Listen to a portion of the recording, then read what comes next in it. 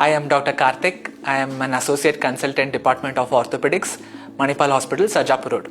Of late, we have started seeing a dramatic increase in the number of hip pain, especially in young adults post-COVID season. One of the most common reasons and an encountered reason is something known as AVN or avascular necrosis of the hip joint. So what happens in avascular necrosis of hip joint? So as we all know, hip joint is made up of a ball and socket mechanism, and the blood supply to the ball part gets disrupted. So post the disruption of the blood supply to the ball, there might be vague pains. The patient usually presents with pain in the hip joint, and of course pain increases on mobility. And when we clinically examine them, there might be some restriction in the hip movements, and that might be severe pain coming from the groin region. So the diagnostic modality X-ray is a good start to begin with.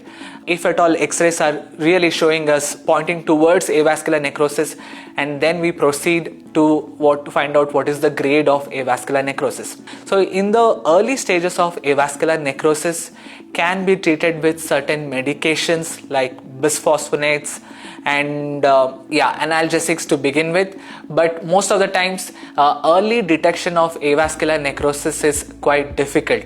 Most of the patients who come to us will have almost proceeded to grade 2 and grade 3, wherein operative modality becomes the utmost important. So there are various surgeries for avascular necrosis of the hip joint. The one which is most commonly done is in where you make a drill hole in the head of the femur and take away all the pressure which is built up due to the dead bone which is sitting in the ball, and that's commonly known as core decompression. Along with core decompression, of late there has been an increase in the usage of modalities like PRP, BMAC, which will help to improve the blood circulation to the femoral head. Patients who are coming in quite advanced stages like grade 4, wherein there is already a collapse or change in the shape of the femoral head, they are the candidates who might be in need of total hip replacement or some osteotomies as well.